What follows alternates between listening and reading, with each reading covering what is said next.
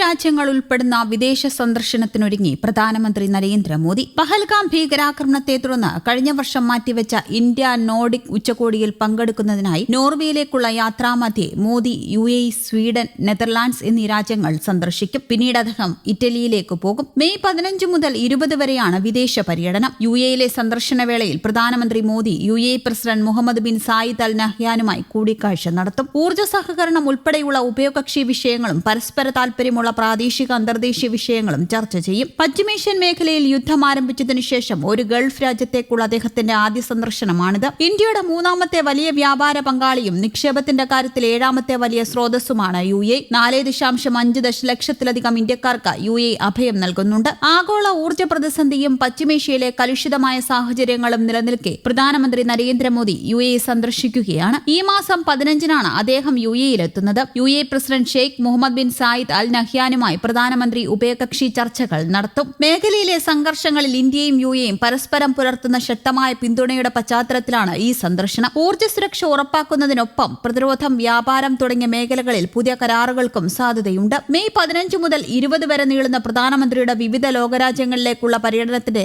ആദ്യഘട്ടമാണ് UAE സന്ദർശനത്തെ കാണുന്നത്. രാജ്യത്തെ വിദേശ നാണ്യശേഖരം സംരക്ഷിക്കാനായി വിദേശയാത്രകളും വിദേശത്ത് നടത്തുന്ന വിവാഹങ്ങളും ഒഴിവാക്കണമെന്നും അടുത്ത വർഷം അത്യാവശ്യമില്ലാതെ സ്വർണം വാങ്ങരുതെന്നും പ്രധാനമന്ത്രി കഴിഞ്ഞ ദിവസം ജനങ്ങളോട് അഭ്യർത്ഥിച്ചിരുന്നു. ഇതിന് പിന്നാലെയാണ് പ്രധാനമന്ത്രി വിദേശ സന്ദർശനത്തിന് ഒരുങ്ങുന്നത്. ഇന്ത്യ യൂറോപ്യൻ യൂണിയൻ സ്വതന്ത്ര വ്യാപാര കരാറിന്റെ വെളിച്ചത്തിൽ മോദിയുടെ സന്ദർശനം യൂറോപ്പുമായുള്ള ഇന്ത്യയുടെ പങ്കാളിത്തവും വ്യാപാര നിക്ഷേപ ബന്ധങ്ങളും കൂടുതൽ ആഴത്തിലാക്കുമെന്ന് വിദേശകാര്യ മന്ത്രാലയം പ്രസ്താവനയിൽ വ്യക്തമാക്കി. മെയ് 15 മുതൽ 17 വരെ നെതർലാൻഡ്സിലാണ് പ്രധാനമന്ത്രിയുടെ സന്ദർശനം. പ്രതിരോധം, സെമി കണ്ടക്ടർ, ജലവിഭവ മാനേജ്മെന്റ് എന്നീ മേഖലകളിൽ നിർണായക കരാറുകൾ ഇവിടെ പ്രതീക്ഷിക്കുന്നുണ്ട്. തുടർന്ന് മെയ് 17-ന് സ്വീഡനിലെത്തുന്ന അദ്ദേഹം പ്രധാനമന്ത്രി ഉൾഫ് ക്രിസ്റ്റേഴ്സണുമായി കൂടിക്കാഴ്ച നടത്തും. യൂറോപ്യൻ ബിസിനസ് കോൺക്ലേവിലും അദ്ദേഹം പങ്കെടുക്കും. 43 വർഷത്തിനു ശേഷം ആദ്യമായാണ് ഒരു ഇന്ത്യൻ പ്രധാനമന്ത്രി നോർവേ സന്ദർശിക്കുന്നത്. മെയ് 18-ന് നോർവേയിൽ നടക്കുന്ന 3ാമത് ഇന്ത്യ നോർഡിക് ഉച്ചകോടിയിൽ മോദി പങ്കെടുക്കും. പര്യടനത്തിന്റെ അവസാന ഘട്ടത്തിൽ മെയ് 19, 20 തീയതികളിൽ അദ്ദേഹം ഇറ്റലി സന്ദർശിക്കും. പശ്ചിമേഷ്യൻ യുദ്ധത്തെ തുടർന്ന് ഇന്ധന ലഭ്യതയിൽ തടസ്സങ്ങൾ നേരിടാൻ സാധ്യതയുള്ളതിനാൽ പെട്രോൾ, ഡീസൽ ഉപയോഗം കുറയ്ക്കണമെന്നും കഴിഞ്ഞ ദിവസം പ്രധാനമന്ത്രി ജനങ്ങളോട് അഭ്യർത്ഥിച്ചിരുന്നു. രാജ്യത്തെ സാമ്പത്തിക സാഹചര്യം കൂടി കണക്കിലെടുത്താണ് വിദേശയാത്രകൾ നിയന്ത്രിക്കാൻ അദ്ദേഹം നിർദ്ദേശിച്ചത്. എന്നാൽ ആഗോളതലത്തിലുള്ള പുതിയ സാഹചര്യങ്ങളിൽ ഇന്ത്യയുടെ താൽപര്യങ്ങൾ സംരക്ഷിക്കുന്നതിനാണ് ഈ ഔദ്യോഗിക പര്യടനമെന്നാണ് വിദേശകാര്യ മന്ത്രാലയത്തിന്റെ വിശദീകരണം. അതിനിടെ വിദേശയാത്രകൾ ഒഴിവാക്കി ഇന്ത്യയുടെ വൈവിധ്യങ്ങൾ ആസ്വദിക്കണമെന്ന് പൗരന്മാരോട് ആഹ്വാനം ചെയ്ത് തൊട്ടു പിന്നാലെയാണ് പ്രധാനമന്ത്രി വിപുലമായ വിദേശ പര്യടനത്തിന് ഒരുങ്ങുന്നതും.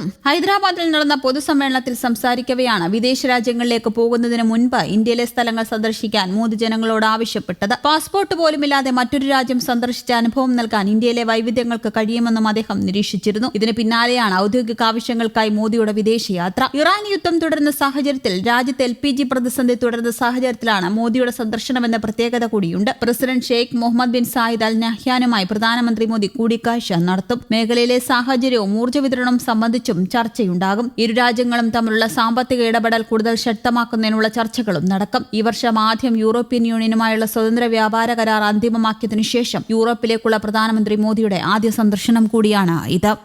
News desk, Kerala Kaumudi.